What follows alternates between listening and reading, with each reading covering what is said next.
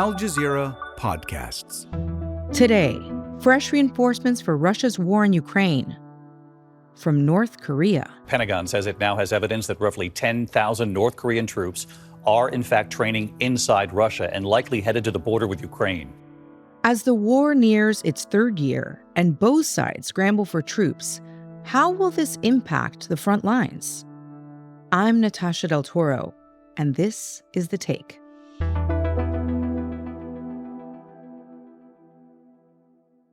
I'm Zoran Kusovac, and I've been working as a security and geopolitical analyst for, I'm afraid to say, almost 4 decades. And I know that we have spoken with you here on The Take before, so we're really glad to have you back. Thank you.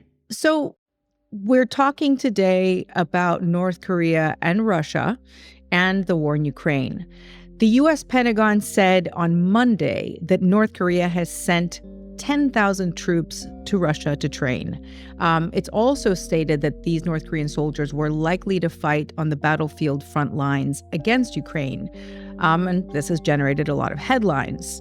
So, Zoran, maybe you could start by giving us a little bit of the lay of the land here. What do we know? We have a confirmation from the US and from NATO, and that what originally were the rumors that North Koreans were in the Russian Far East preparing to take part in combat in Ukraine. So we have a confirmation that that indeed is true. We have seen evidence of DPRK troops that have gone into Russia. I think you heard yesterday. Now, the numbers are all over the place, I have to say. Some sources claim 1,000, other sources claim 3,000, and there are quite a few sources that say up to 10,000. Now, we will only have a confirmation once they enter combat, once they get to the front lines. And by the nature of things, I believe that the North Koreans will fight as a unit that will be responsible for a certain section of the battlefield. They will not be mixed with Russian units because there is a number of difficulties. Always where armies fight together, there is a problem of communication, of different thinking, culture, of people not speaking the same language. Maybe we could back up just a little bit and you could give us some context just for ordinary people out there who aren't necessarily following this. Maybe talk about the joint security pact between North Korea and Russia. Since his war on Ukraine, Vladimir Putin and Kim Jong-un have grown ever closer. Now they've signed a defense agreement that calls for mutual assistance in the event of aggression against either side, a move that will no doubt deepen Washington's anxieties. If you could talk about that a little bit in giving context to what we see now with North Korea sending troops to Russia. Russia wants allies. It needs allies, and it needs to prove that it has a point, that it has a claim, both politically and militarily. So Russia is basically scraping the bottom of the barrel for friends, for political friends, and for military friends. So China, of course, did not want to fall in that trap.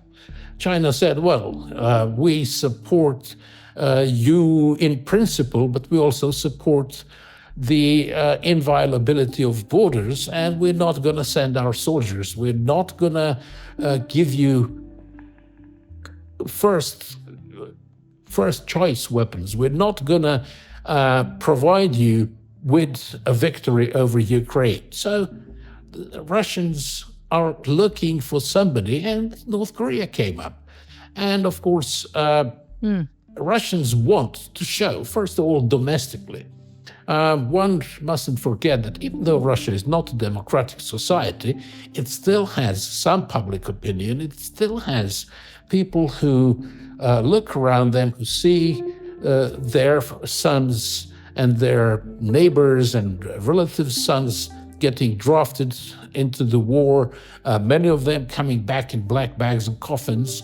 And even though it's not a proper democratic society that's open to various opinions and where one expresses an opinion freely, Russia has to think about the image that is being created of the whole war in Ukraine. And Zoran, just so that it's very clear, do you think that these North Korean troops could have an impact on the outcome of the war? No, definitely not. They are too few. They are militarily quite insignificant, but they have their own political and their own public relations value. And of course, it's definitely some kind of a trait. Now, North Koreans, they don't really have much respect for human life. It's a tradition of the North Korean military. 10,000 people sacrificed. Well, tough luck. That's what soldiers are for. So North Korea does not have to be concerned about public opinion because there is none.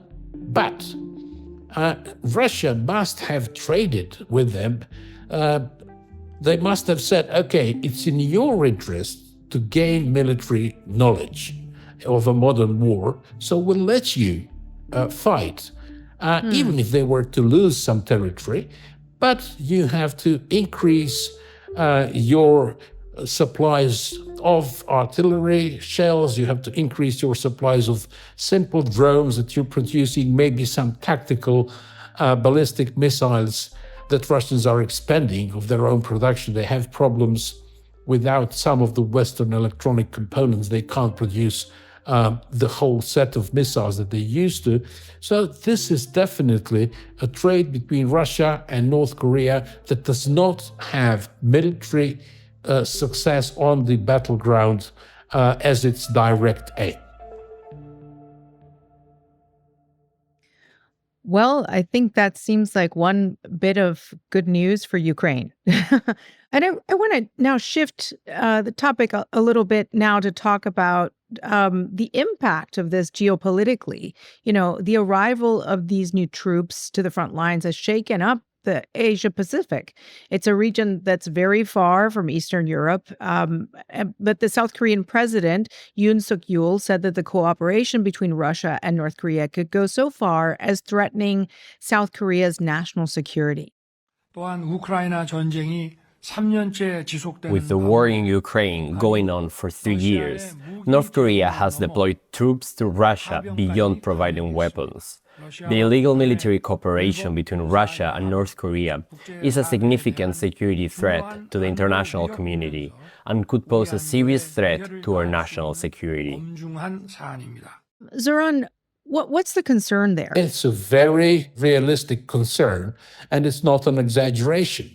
Now, South Korea has not fought wars since the war with North Korea. So in the same way as North Korea, they are, in a way, they have been developing from 1950s. Theoretically, they've been developing for new ways of warfare, for new weapons, but they have not tested that anywhere. So when you play games rather than reality, you're bound to make mistakes, and you don't know where you made a mistake. When you go to a war, then you correct your mistakes either the easy way or the hard way, but you see the reality. And now, North Korea, deploying these troops, will see the realities, will participate in the realities of modern combat that is so totally different from anything we had 15 or 20 years ago. So if North Korea deploys, let's say, 10,000 troops, it will have 10,000 troops that will have a first-hand experience. How do you operate drones? How do you defend yourself from drones? What do you have to change in your tank tactics to make them less vulnerable? So Russians see that on the battlefield and they learn firsthand. If North Koreans learn and South Koreans don't, that is a strategic advantage for North Korea that might encourage it to press South Korea hardest, because this could be a game changer in the Korea-Korea relations. what you're saying is that this is going to help modernize, to help train the North Koreans who are going to fight on the front lines of this war, and that actually could pose a threat to South Korea and any of the other countries close by to North Korea. Is that right? Right. This will also help North Korea in their weapons production, because North Korea has been trying to keep up with the weapons development. It invests very heavily in rocketry, in nuclear warfare, and of course, once it has a first-hand experience, it will be able to manufacture more better adapted weapons. And of course, North Korea will have first-hand experience, and South Korea will only have second or third-hand experience. So there is this balance that will have to be addressed within Asia, first by South Korea. If North Korean troops won't impact the war, then what will? That's after the break. This conflict is Europe's biggest since World War II, which is something that is significant. It's been going on for almost 3 years now. The Ukrainians are exhausted. Their troops are depleted. But according to the latest U.S. estimates, Russians are suffering no less than 1,200 casualties a day. So they're also being depleted. Could you tell us, what is the state of the war right now? At the moment, it is visible that both sides are exhausted. When we talk about casualties, I have to remind the audience that when we say casualties, that means dead and wounded. Now, a casualty is anyone who's taken out of action. According to reliable data, Russians have had so far at least 500,000 casualties. Among those, about 120,000 killed. Ukrainians had fewer casualties, but of course, the percentage is against Ukraine because Russia is a much bigger country and has a much bigger potential for recruitment, a much bigger recruiting contingent. Ukrainians have lost at least 70,000 killed in action, with up to 150 or even more wounded. And that, of course, for a country the size of Ukraine, is a huge loss. So at the moment, both of them are trying to get in a favorable strategic situation before the winter. And so far, we've seen Russia state that Western military instructors covertly deployed to Ukraine. There it's believed that they help Ukraine's military use long-range weapons provided by Western partners. So what do you anticipate the response from Ukraine's Western allies will be? First of all, I have to say that the Western involvement in Ukraine did not start with this war. I believe with the advent of new weapons, there will always be foreign specialists. First, people need to go there to train the troops how to use. Each weapon has its own specific ways it is used. Secondly, the producers and the countries that have deployed those weapons wants to see them in real life. So there definitely are foreigners on both sides, in Ukraine and in Russia, for a number of reasons. So when Russia says there are Westerners in Ukraine, well, there are people in Russia as well. There must be hundreds of Iranians because Russia is importing, buying Iranian hardware, and who can teach them how to use it? Who can service that? Who can oversee the way it's deployed? Well, Iranian officers and Iranian engineers. So this works in more or less the same way on both sides. And I've got another question for you, Zoran. Next week, Ukraine's closest ally, the U.S., is holding a presidential election. The U.S. has been the number one arms supplier for Kyiv.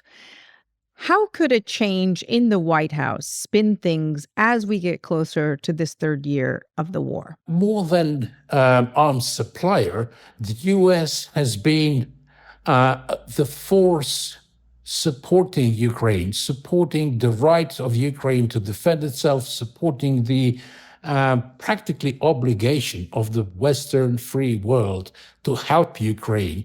The US has been a beacon showing the way to the Western world, not just supplying weapons, but also telling many European countries that are quite indecisive, you have to do it for your own sake, not for our sake, not for American sake, but for European sake, because Russia is at your doorstep.